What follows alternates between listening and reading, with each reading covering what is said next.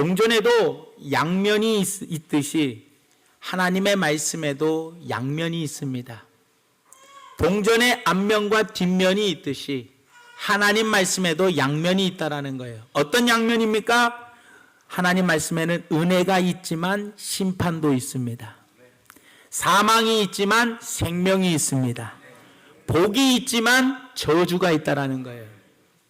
출애굽기 20장 5절 말씀에 보니까 이렇게 이야기를 합니다. 나 내 하나님 여호와는 질투하는 하나님인즉 나를 미워하는 자의 죄를 갚되 아버지로부터 아들에게로 3, 4대까지 이 죄를 갚는다라고 이야기를 하고 있습니다. 그러니까 부모의 죄값이 3대에서 4대까지 흐르게 된다라는 거예요. 또 신명기 7장 9절 말씀에 보니까 이렇게 이야기를 합니다. 그런즉 너는 알라 오직 네 하나님 여호와는 하나님이시요 신실하신 하나님이라. 그를 사랑하고 그의 계명을 지키는 자에게는 1000대까지 그의 언약을 이행하시며 지키시며 인애를 베풀어 주신다는 거예요. 그러니까 하나님께서 언제까지요? 1000대까지 복을 베풀어 주신다라는 겁니다. 하나님을 사랑하며 그 계명을 지키는 자에게 하나님의 복이 흐르게 되더라는 겁니다. 여러분 어떻습니까? 하나님의 복이 여러분들의 가문에 흐르고 싶지는 않으십니까, 여러분들? 그러기 위해서는 하나님이 주시는 복이 나와 내 가문에 흐르게 하기 위해서 우리는 어떻게 하냐는 거예요. 지금까지 흘렀던 죄의 고리를 탁 말씀으로 끊어버려야 한다는 거예요. 그리고 우리가 하늘의 복과 땅의 기름진 복을 받기 위하여 우리는 반드시 하나님이 약속해 주신 그 언약 안으로 들어가서 그 언약대로 행해야 한다는 거예요. 하나님이 우리에게 약속해 주신 그 가문으로 대대로 흘러내리는 복을 받기 위해서는 3가지를 하나님이 하라고 당부해 주고 있다는 거예요. 오늘 가정의 주일을 맞이하여 이 3가지를 여러분들에게 말씀을 드릴 테니 여러분들의 가문이 대대로 예수를 잘 믿는 기독교 명문 가문이 될 뿐만 아니라 하나님이 위로부터 주시는 귀한 복을 날마다 받아 누리시는 귀한 가정들 되시기를 예수님의 이름으로 부탁을 드립니다. 첫째로 하나님이 주시는 복을 가문으로 흐르게 하려면 어떻게 해야 하느냐? 내 때부터 나부터 하나님을 온전히 경외해야 한다는 거예요. 하나님은 자기 자신을 경외하는 자에게 복을 주신다라고 약속했어요. 여기서 경외라는 무슨 말이냐? 두려워하는 마음, 존경심을 의미합니다. 그러기에 내 하나님 여호와를 경외하라는 것은 바로 뭐냐? 하나님을 두려워하며 하나님을 존중히 여기라는 겁니다, 여러분들. 사랑하는 성도 여러분, 우리는 이것을 분명히 알아야 합니다. 어떤 사람이든 간에 경외심을 갖지 않으면 그 사람 말에 더 이상 순종과 헌신을 할 수가 없습니다. 사람이 두려운 마음을 갖고 경외하는 마음을 갖고 존경하는 마음을 가져야 그 사람을 어떻게 우리가 존중히 여기고 그 사람의 말에 순종하고 그 사람께 우리가 헌신할 수 있는 거 아니겠냐라는 거예요. 그러나 존경심이 사라지고 그리고 그분을 두려워하는 마음이 사라지고 경외하는 마음이 사라지면 그분의 말에 순종도 안 하고 그분께 헌신도 하지 않는다는 거예요. 헌신을 해도 눈 가리고 아웅하는 식으로 겉으로 보기에 헌신하는 척만 하더라는 겁니다. 하나님께서 아브라함에게 창세기 17장에 나타나셨어요. 하나님께서 딱 말씀하시는데 17장 3절에 딱 보면 아브라함이 하나님이 말씀하실 때 그 자리에서 무릎을 꿇고 바닥에 탁 엎드렸다라고 이야기를 하더라는 거예요. 하나님은 그 아브라함이 땅바닥에 탁 하나님이 말씀하실 때 엎드리는 그 모습을 보시고 아브라함에게 너는 여러 민족의 아버지가 될지라 내가 너로 심히 번성하게 해 주겠다라고 약속해 주었다라는 거예요. 로마 황제 콘스탄티누스는요 설교 말씀을 들을 때 왕관을 딱 벗었답니다. 왕관을 딱 벗고 그 자리에서 일어나가지고 서서 하나님의 말씀을 들었대요. 이 말이 무슨 말이냐? 하나님의 뜻으로 자기를 다스려 달라는 겸손의 표시입니다, 여러분들. 하나님의 말씀대로 따르겠다라는 겸손의 자세였다라는 거예요. 왕이면 얼마나 높습니까? 그런데 하나님의 말씀을 들을 때에는 왕의 신분을 버렸다라는 거예요. 왕관을 벗고 그 자리에서 일어나서 말씀이 끝날 때까지 서서 하나님의 말씀을 들었다라는 것. 그래서 그때 당시에 그 나라가 가장 부강한 나라가 되었더라는 겁니다. 출애굽기 1장에 나오는 모세가 태어날 때의 배경을 보면 우리가 아주 재밌는 이야기를 알 수가 있습니다. 모세가 태어날 때 그 시대적 배경은 애굽의 왕이었던 바로가 2살 이하의 아이들을 다 죽이라고 했어요. 그리고 태어날 때 아들이 태어나면 그 자리에서 죽여라 하고 산파들에게 명령을 했어요. 누가요? 애굽의 왕이었던, 가장 강대국의 왕이었던 바로 왕이 산파들에게 명령을 합니다. 아들을 낳으면 그 자리에서 죽여라 명령을 합니다. 산파들은 왕으로부터 이 무서운 명령을 받습니다. 그러나 히브리 여인들이 아이를 낳거든 죽이라는 그 명령에 순종해야 하네요. 산파들은 왕의 명령에 불순종하더라는 거예요. 왜냐? 하나님을 경외했기 때문이라는 거예요. 하나님을 두려워했기 때문이라는 겁니다. 출애굽기 1장 17절에서 21절에 보니까 그러나 산파들이 하나님을 어떻게 했다고요? 두려워하여 애굽 왕의 명령을 어기고 남자 아기들을 살린지라. 애굽 왕이 산파를 불러 그들에게 이르되 너희가 어찌하여 이같이 남자 아기들을 살렸느냐? 산파가 바로에게 대답하되 히브리 여인은 애굽 여인과 같이 아니하고 건장하여 산파가 그들에게 이르기 전에, 도착하기 전에 이미 애를 해산하였나이다 하며 하나님이 그 산파들에게 뭘 베푸셔요? 은혜를 베푸시니 그 백성은 번성하고 매우 강해지니라. 그 산파들은 하나님을 뭐 했으므로? 두려워했다. 하나님을 경외했으므로 하나님이 그들의 집안을 어떻게 하셨다고요? 흥왕하게 하신지라. 여러분 잘 들어보십시오. 세계 최고의 강대국의 왕이 명령을 합니다. 안 하면, 명령을 어기면 내 목숨이 날아가는 그런 위급한 상황에서 왕의 명령보다도, 왕보다도 누구를 더 무서워했어요? 두려워했어요? 하나님을 두려워했어요. 살아계신 하나님을 더 두려워했다라는 거예요. 하나님을 두려워했기 때문에 그들은 왕의 명령을 어기고 하나님의 말씀을 따랐더라는 거예요. 그랬더니 하나님께서 은혜를 입혀주시고 산파들의 집안에 흥왕하는 복을 허락하여 주셨더라는 거예요. 여러분들, 예수님께서는요 마태복음 10장 28절에 이렇게 말씀을 하십니다. 몸은 죽여도 영혼은 능히 죽이지 못하는 자들을 두려워하지 말고 오직 몸과 영혼을 능히 지옥에 멸하실 수 있는 이를 두려워하라 라고 이야기해요. 여기서 보세요. 임금은, 왕은 몸을 죽일 수 있어요. 하지만 우리의 영혼은 죽이지 못합니다. 그 임금을 두려워하지 말라는 거예요. 오직 몸과 영혼을 능히 지옥에 죽일 수 있는, 지옥에서 멸하실 수 있는 하나님을 두려워하라는 거예요. 그런데 우리는 신앙생활하면서 얼마나 재밌냐? 왜 우리가 복을 못 받느냐? 우리는 이렇게 이야기를 합니다. 야, 이번 주 주일날 친척 결혼식이 있어. 결혼식에 가야 돼. 왜냐? 친척 결혼식에 안 가면 친척으로부터 온갖 비난을 다 받아. 그렇기 때문에 친척들의 그 비난의 목소리가 두려워서 내 몸을 죽일 수 있는, 나를 욕할 수 있는 친척들의 욕이 두려워서 우리는 하나님을 두려워하지 아니하고 하나님께 예배드리는 것을 한 주간 쉬어버리더라는 거예요. 또 직장 상사가 이야기합니다. 또 직장의 사장님이 이야기합니다. 야, 이번 주는 우리 주일날 모두 등산 갑시다. 낚시하러 갑시다. 우리 야유회 놀러 갑시다.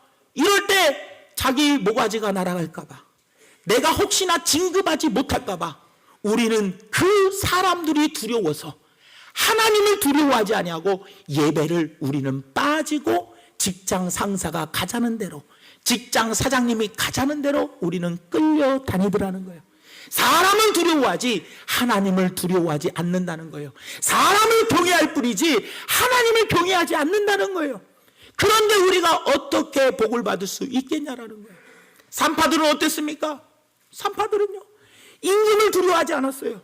하나님을 두려워했기 때문에 하나님께서 그들의 집안을 흥황하게 해주셨고, 예수님조차도 우리의 몸을 죽이는 일을 두려워하지 말라는 거예요. 우리의 몸과 영혼을 죽일 수 있는, 지옥에서 멸하실 수 있는 하나님만을 두려워하라는 거예요. 여러분들, 사랑하는 성도 여러분, 우리는 지금까지 어떻게 살아왔습니까? 사람들을 두려워하여 사람들의 눈치를 보며 살았습니까? 아니면 정말로 내가 하나님을 경외하여 하나님을 바라보고 하나님만을 의지하고 하나님만을 두려워하며 하나님만을 경외하며 살았는지 우리의 삶을 돌아보길 바랍니다. 기독교의 가장 기본 정신은 경외입니다. 경외. 하나님의 위대하심과 거룩하심 앞에서 자신의 초라한 모습을 바라보는 자마다 하나님 앞에 엎드릴 수밖에 없어요. 내가 아무리 사회적으로 지위가 높습니까? 내가 아무리 잘났고 똑똑합니까? 내가 아무리 가진 것이 많습니까? 하나님 앞에 비하면 나는 아무것도 아닌 내 초라한 모습일 뿐입니다. 하나님의 그 크신 거룩함 앞에서 나의 초라함을 발견한다면 우리는 하나님 앞에 엎드릴 수밖에 없고 하나님을 두려워할 수밖에 없고 하나님을 경외할 수밖에 없더라는 겁니다. 성경 말씀은요, 하나님을 경외하는 자에게 이런 복이 따른답니다. 잠언 1장 7절 말씀에 보니까 여호와를 경외하는 것이 지식의 근본이랍니다. 또 잠언 14장 27절에 보니까 여호와를 경외하는 것은 생명의 뭐다? 셈이다라고 이야기하고 있어요. 또 잠언 22장 4절 말씀에 보니까 겸손과 여호와를 경외함의 보상은, 하나님을 경외하면 어떤 보상을 받느냐? 재물과 영광과 생명을 보상받는다는 거예요. 여러분, 이렇게 여러분들 하나님을 경외하는 것이 무엇보다도 중요하더라는 거예요. 그래서 성령의 충만함을 받은 그 사도, 이 초대교회 성도들을 보십시오. 초대교회는 부흥의 역사가 날마다 일어났어요. 그런데 그 부흥의 역사가 일어났던 초대교회는 어떤 교회였느냐? 사도행전 9장 31절 말씀에 보니까 뭐라고 이야기를 하느냐? 주를 경외함과 성령의 위로가 있었다라는 거예요. 온 유대와 갈릴리아와 사마리아와 교회가 평안하여 든든히 서갈 뿐만 아니라 주를 경외함과 성령의 위로로 진행하여 수가 더 뭐였다? 많아졌다. 여러분, 어떻게 우리가 지각변동을 하며 어떻게 하나님께 복을 받으며 우리 교회가 어떻게 부흥하며 성장할 수 있습니까? 그 가장 기본은 어떻게 해야 돼요? 하나님을 경외해야 한다는 거예요. 하나님을 두려워하는 자들은, 하나님을 의식하는 자들은 항상 하나님을 의식하기 때문에 주의를 범하지 않습니다. 사람을 두려워하지 않습니다. 내 목숨을 앗아가는 사람보다도, 내 진급을 쥐고 있는 직장 상사보다도, 내 모가지를 날리는 내 직장의 사장님보다도, 이 나라의 대통령보다도 우리는 만복의 근원이신 하나님을 두려워할 줄 알아야 한다는 겁니다. 여러분들, 그러기에 사랑하는 성도 여러분, 나와 내 아들과 내 손자가 복을 받으려면 반드시 하나님을 경외해야 합니다. 그럴 때 하나님이 주시는 복이 나의 후손에게 흘러가게 되더라는 겁니다. 여호수아가 마지막에 죽을 때 유언으로 남긴 말이 무엇입니까? 여호수아 24장에 쭉 보면 무슨 이야기입니까? 나와 내 가정은 하나님만을 섬길 것이니라, 여호와만을 섬길 것이니라. 하나님께 이렇게 이스라엘 백성들에게 유언으로 남기더라는 겁니다. 사랑하는 성도 여러분, 우리 모두도 다 사람들을 두려워할 것이 아니라 몸과 영혼을 죽이시는, 지옥에서 멸하시는 하나님을 두려워하고 하나님을 경외하며 사시기를 예수님의 이름으로 부탁을 드립니다. 두 번째로, 내 때부터 온 전성을 다해서 하나님을 사랑해야 한다는 거예요. 하나님을 온 마음과 온 뜻과 온 정성을 다하여 하나님을 사랑할 때, 그때 비로소 복이 흐르게 되더라는 겁니다. 신명기 6장 4절에서 5절 말씀해 보니까 이스라엘에 들으라, 우리 하나님 여호와는 오직 유일한 여호와이시니 너는 마음을 다하고 뜻을 다하고 힘을 다하여 내 하나님 여호와를 사랑하라. 하나님을 사랑할 때 어떻게 사랑하라고요? 마음을 다하고 뜻을 다하고 힘을 다하여, 마음과 뜻과 힘을 다하여 하나님을 사랑하라는 거예요. 건성건성으로 하나님 사랑하는 게 아니에요. 마음을 다하여, 뜻을 다하여, 힘을 다하여 하나님을 사랑하라는 겁니다. 사랑하는 성도 여러분, 이삭이 어디를 가든지 항상 무엇을 하든지 형통할 수 있었던 배경이 뭡니까? 이삭은요, 창세기 26장에 보니까 가는 곳마다 우물을 파면 우물이 나와. 또 빼앗기고 또 다른 데 이사 가가지고 또 우물을 파면 또 우물이 나와. 여러분, 유목민들이요, 가축을 기르는 사람들이 광야에서, 우물은 생명입니다. 물은 광야에서 가장 소중한 생명이에요. 어떤 1억만큼의 돈보다도 바꿀 수 없는 게 이 물입니다. 그런데 물을 달라고 하면 주고, 다른 데 가서 파면 또 물이 나오고, 또 가서 파면 또 물이 나오고, 또 가서 파면 또 물이 나오더라는 거예요. 또 기근일 때, 그 해가 기근이었어요. 기근일 때 심었더니 그 해의 농사가 100배로 풍년을 맞았어요. 그리고 마침내 거부가 되는 복을 받아 누렸더라는 거예요. 이삭이 어떻게 이런 복을 받아 누릴 수 있었느냐? 그 앞의 내용에 창세기 26장 24절에 보니까 하나님이 이삭에게 이런 복을 주신 이유가 바로 나오는데, 그 밤에 여호와께서 이삭에게 나타나 이르시되 나는 너의 아버지, 이삭 너의 아버지 아브라함의 하나님이니 두려워하지 말라. 내 종 아브라함을 위하여, 누구를 위하여요? 내 종 아브라함을 위하여 내가 너와 함께 있어 내게 복을 주어 내 자손이 어떻게 한다? 번성하게 하리라 하신지라. 이삭에게 밤에 나타나가지고 뭐라고 이야기합니까? 네가 잘났기 때문에, 네가 나에게 잘했기 때문에가 아닙니다. 네가 잘해서가 아니라 네 아버지 내 종 아브라함을 위해서 내가 너에게 복을 줄 뿐만 아니라 네 자손이 번성하게 해 주겠다라고 약속해 주었다라는 거예요. 한마디로 말하면 아버지 아브라함 때문에 이삭이 복을 받았다라는 거예요. 그리고 야곱과 12아들이 다 복을 받는 역사가 일어났더라는 겁니다. 어떤 대학 교수님이 이런 이야기하는 걸 간증으로 하는 걸 들었어요. 이분의 아버지가 너무나 가난했대요. 너무나 가난했는데 어떤 일을 하셨냐? 길에서 우산을 고치는 일과 구두를 고치는 일, 신발을 고치는 일을 길거리에서 했대요. 참 아버지가 못나 보이고 아버지가 참 우습게 보이고 창피해가지고 아버지를 볼 수가 없었대요. 자기 혼자 열심히 공부했어요. 아버지는 우산 고치는 일과 신발 고치는 일 정말 창피해서 아버지를 보지를 못하는데, 그 아버지는 항상 오로지 하나님만을 잘 섬겼대요. 그런데 이 아들이 열심히 공부해서 미국으로 유학 가가지고 박사학위를 받아서 한국에 와서 교수가 되었어요. 교수가 되어가지고 나이가 이제 들어서 머리가 허해지고 아버지 돌아가신 후에 내 삶을 돌아보니까 내가 이렇게 이 자리에 올라올 수 있었던 것이 내가 잘해서 내 스스로가 열심히 노력해서 된 것이 아니라 내 아버지가 하나님을 잘 섬겼기 때문에 내가 이 자리에 올 수 있었다라고 간증을 하게 되더라는 거예요. 그러면서 아버지의 기도와 하나님을 사랑하는 마음을 하나님이 보시고 자식인 나에게 하나님이 은혜를 베풀어 주셨다라고 간증하는 이야기를 들었습니다. 여러분들, 사랑하는 여러분들, 하나님을 사랑하십시오. 어떻게 사랑해야 돼요? 온 마음을 다해서, 정성을 다해, 힘을 다해, 뜻을 다해, 마음을 다해 하나님을 사랑해야 돼요. 왜냐? 하나님은 우리를 무궁무진하게 사랑하십니다. 요한복음 3장 16절 말씀에 보니까 우리가 너무나도 잘 아는 말씀이에요. 하나님이 세상을 이처럼 사랑하사, 우리들을 이처럼 사랑하사 독생자를 주셨다는 거예요. 이는 그를 믿는 자마다 멸망하지 않고 영생을 얻게 하려 하심이니라. 하나님은요, 우리를 너무나도 사랑해서 우리를 살리기 위하여, 우리에게 영생을 주시기 위하여 하나밖에 없는 독생자를 버리셨어요. 하나밖에 없는 독생자를 십자가에 죽이셨어요. 왜요? 우리를 살리려고. 왜요? 우리를 너무나도 사랑했기 때문이라는 거예요. 사랑하는 성도 여러분, 하나님께서 우리를 사랑하실 때 모든 것을 다하여 우리를 사랑하여 주셨어요.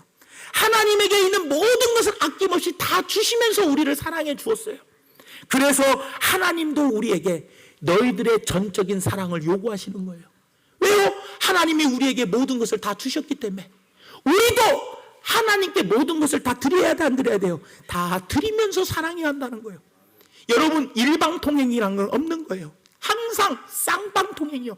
하나님은 가장 아끼는 독생자까지 우리에게 주셨어요. 우리도 가장 아끼는 것을 하나님께 드려야 하는 거 아니겠습니까? 그죠? 그래야 쌍방통행이 되는 거 아니에요, 여러분들? 그러나 일방적으로 하나님께 그 어마어마한 사랑을 받고 나는 하나님께 그 사랑을 드리지 않는다면 그게 어떻게 되겠냐는 거예요. 나만을 사랑하고 내 것만 사랑하고 내 자식만 사랑하고 내 자식만 소중히 여긴다면 하나님이 기뻐하시겠냐는 거예요. 아브라함을 보십시오. 아브라함이 하나님 말씀대로 참 불순종하며 살았었어요. 하지만 그 아브라함이 이삭을, 하나밖에 없는 독생을, 외아들을 어떻게 해요? 모리아산에서 하나님께 드릴 때 하나님께서 하시는 말씀이 이제야 네가 나를 경외하는 줄을 알았다. 이제야 네가 나를 사랑하는 줄 알았다. 하나밖에 없는 그 100세에 얻은 아들이 얼마나 사랑스러웠겠습니까? 하지만 그 자녀를 나를 위해 바치라 할 때 하나님께 바쳤더니 이제야 네가 나를 경외하는 줄 알았다. 이제야 네가 나를 사랑하는 줄을 내가 알았다. 그리고 아브라함에게 약속하신 복을 그때부터 부어주시더라는 거예요. 여러분. 사랑하는 성도 여러분, 우리는 하나님께 복을 많이 받은 자들입니다. 우리는 죄에서 구원받았습니다. 우리는 천국에 들어갈 자격이 주어진 사람들입니다. 이런 엄청난 사랑을 받았습니다. 마귀의 자식에서 하나님의 자녀로, 사망에서 생명으로 옮겨진 우리는 하나님의 자녀가 되었습니다. 그런 사랑을 받고 우리가 하나님께 사랑을 드리지 못한다면 우리는 복을 받을 수가 없더라는 겁니다. 사도 바울은 고린도 교인들에게 마지막에 편지를 쓸 때 이렇게 씁니다. 고린도전서 16장 22절에 마지막으로 고린도 교인들에게 편지를 마무리 지으면서 이런 이야기를 합니다. 만일 누구든지 주를 사랑하지 아니하면 저주를 받을지어다. 우리 주여 어서 오시옵소서. 누구든지입니다. 예외가 없습니다. 목사든 장로든 권사든 10년을 교회 다녔든 20년을 다녔든 30년을 다녔든 50년을 다녔든 상관이 없어요. 누구든지 남녀노소 누구든지 주를 사랑하지 아니하면 저주를 받을지어다. 받는다는 거예요, 여러분들. 우리 모두가 하나님을 사랑함으로 하나님이 주시는 풍성한 복을 대대로 받아 누리시기를 예수님의 이름으로 부탁을 드립니다. 마지막 세 번째로 우리 집과 후손들에게 하나님의 복이 임하게 하려면 어떻게 하느냐? 하나님의 말씀을 가르치고 그 말씀을 지키게 해야 되더라는 겁니다. 히브리어로 갈롯이라는 말이 있습니다. 이 갈롯이라는 말은 뿌리가 뽑혔다라는 뜻을 갖고 있어요. 이스라엘 백성들은요, 유대인들은 뿌리가 뽑힌 민족입니다. 옛날에만 해도요, 이스라엘 민족인 나라가 없는 서름을 살았어요. 모든 사람이 다 뿔뿔이 흩어져서 전 세계에서 흩어져 살았어요. 나라 없는 서름 속에서 살던 사람이 누구예요? 이스라엘 백성들이에요. 포로를 2번이나 했어요. 그리고 나라 없는 서름을 겪었어요. 그들이 나라를 잃어버렸을 때에도, 나라가 없을 때에도, 뿌리가 뽑혀 포로로 끌려갔을 때에도 그들은 한 가지 가지고 간 것이 있는데 그 한 가지가 뭐냐? 하나님의 말씀, 성경만은 가지고 갔어요. 나라를 잃어버리고 뿔뿔이 각 나라로 흩어졌을 때에도 그들은 다른 것 가져가지 아니하고 오직 하나님 말씀을 가지고 갔다라는 거예요. 성경만이 그들의 유일한 재산이었더라는 거예요. 그들은 성경에서 무엇을 믿어야 하는지, 어떻게 믿어야 하는지, 어떻게 살아야 하는지, 왜 살아야 하는지를 하나님 말씀을 통해서 배웠습니다. 유대인들은요, 만 3살만 되면은요, 성경을 가르칩니다. 성경을 읽어주고 또 성경을 읽게 합니다. 왜냐? 자꾸 읽어주면 자꾸 듣게 되고 자꾸 듣게 되면 자기가 읽게 되더라는 거예요, 여러분들. 그래서 유대인들은요, 아이들에게 말씀을 읽어줄 때 애들이 잘 안 들으려고 하잖아요. 그러면 꼭 꿀을 먹입니다. 말씀을 들으면 꿀을 먹여요. 그래서 꿀 먹이는 습관을 어렸을 때 가르쳐요. 그래서 말씀을 들으면 뭐예요? 꿀을 먹여요. 말씀을 또 들으면 꿀을 먹여요. 말씀을 읽으면 또 꿀을 먹여요. 우리는요, 자녀들에게 어떻게 합니까? 야, 성적 적고 오르면 약속하잖아요. 뭐 사줄게, 뭐 사줄게, 핸드폰 사줄게, 떨어지면 안 사주고, 올라가면 사주고 100점 맞으면 뭐 해주고. 우리는 성적을 가지고 부모님들이 이래라 저랬다 하지만 이스라엘 백성들은 뭐예요? 유대인들은 아이들에게 꿀을 먹였어요. 하나님 말씀을 읽을 때마다, 하나님 말씀을 들을 때마다 꿀을 먹였어요. 지금도요, 초등학교 과목은요 3과목밖에 없어요. 여러분들 어떤 과목? 윤리, 그리고 언어, 그리고 성경 과목이 있어요. 무슨 수학이나 국어 이런 과목 없어요. 여러분들 초등학교 때는요 오직 윤리, 법을 알아야 돼요. 그리고 언어가 근데 많아요. 영어, 히브리어, 또 스페인어, 뭐 프랑스어, 독일어, 이런 것 언어들을 한 6가지를 배워요. 그리고 하나는 하나님의 말씀을 배워. 초등학교에는요 국어라는 과목이 없어요. 국어 대신 하나님의 말씀, 성경을 가르쳐요. 성경을. 그들이 가장 많은 노벨상을 탔고 유대인 민족이 이 세상의 경제를 좌지우지하게 되었더라는 겁니다. 여러분들, 우리는 어떻습니까? 우리에게 맡겨진 자녀들은 우리의 기업이랍니다. 우리 자녀들을 어렸을 때부터 말씀으로 양육하고 계십니까? 우리는 반드시 말씀으로 가르쳐야 합니다. 그것이 부모의 의무입니다. 의무. 자녀의 옥토 같은 마음에 하나님의 변함이 없는 진리의 씨앗이 뿌려야 돼요. 그래야 그 씨앗이 자라 자녀들에게 복이 되어지더라는 거예요. 신명기 6장 7절 말씀 보니까 내 자녀에게 부지런히 가르치며 집에 앉아있을 때든지 길을 갈 때든지 누워있을 때든지 일어날 때든지 이 말씀을 강론하라는 거예요. 자녀들에게 부지런히 가르치는데, 하나님 말씀을 가르치는데 어떻게 가르치라고요? 집에 앉았을 때든지 길 갈 때든지 누워있을 때든지 일어날 때든지 항상 하나님의 말씀을 가르치라는 거예요. 여러분들, 여기서 가르치다라는 말은 뭐냐? 연마시키다, 예리하게 하다라는 뜻을 갖고 있어요. 가르치다, 연마하라는 거예요. 자꾸 연마, 반복학습이에요. 반복. 예리하게 만들어요. 칼은 갈수록 예리해져요. 날카로워지는 거예요. 그러니까 날카롭게 자꾸 연마하는, 하나님 말씀을 연마하는, 그게 가르치는 거예요. 한 번 가르치고 끝나는 게 아니라 계속해서 아이들을 가르치라는 거예요. 모든 부모가 자식이 잘 되기를 바랍니다. 그게 우리의 또 소원입니다. 어떻게 하면 자식이 잘 될까요? 자식에게 하나님 말씀을 가르쳐야 돼요. 그 다음에 그 말씀을 가르쳤습니까? 그 말씀을 가르쳐 지키게 해야 돼요. 예수님께서 제자들에게 떠나시면서 마지막으로 하는 말씀이 뭡니까? 너희는 아버지와 아들과 성령의 이름으로 세례를 주고 모든 백성을 뭐예요? 가르쳐 뭐예요? 지키게 하라. 하나님 말씀을 가르쳐 지키게 하래요. 자녀들에게 말씀을 가르친 것뿐만 아니라 그 말씀대로 뭐예요? 지키며 살도록 만들어 주어야 한다는 거예요. 그래서 성경 말씀이 뭐라고 이야기합니까? 마땅히 행할 길을 어려서부터 가르치라. 그리하면 늙어서 그 길에서 떠나지 아니한다. 늙어서 떠나지 아니한대요. 가르쳐 지키게 하라는 거예요. 다윗은요 죽음을 앞두고 아들 솔로몬에게 마지막 유언을 남깁니다. 다윗이 남겼던 마지막 소원이 뭡니까? 여러분들, 마지막 유언이 바로 뭐냐? 열왕기상 2장 2절에서 3절에 보니까 내가 이제 세상 모든 사람이 가는 길로 가게 되오느니 죽음의 길로 간다는 거예요. 너는 힘써 대장부가 되고 내 하나님 여호와의 명령을 어떻게 하고? 지켜 그 길로 뭐하고? 행하여 그 법률과 계명과 율례와 증거를 모세의 율법에 기록된 대로 뭐하라? 지키라. 그리하면, 지키면 네가 무엇을 하든지 어디로 가든지 뭐 하든다고요? 형통하리라. 하나님의 명령을 순종하고 지키면 네가 하고자 하는 뜻한 바대로 다 이루어진다라는 거예요. 여러분, 하나님을 경외하며 하나님을 사랑하며 사는 부모들은 자식에게 재물을 주지 않습니다. 자식에게 땅을 물려주는 것이 아니라 자식에게 하나님의 말씀을 물려주더라는 거예요.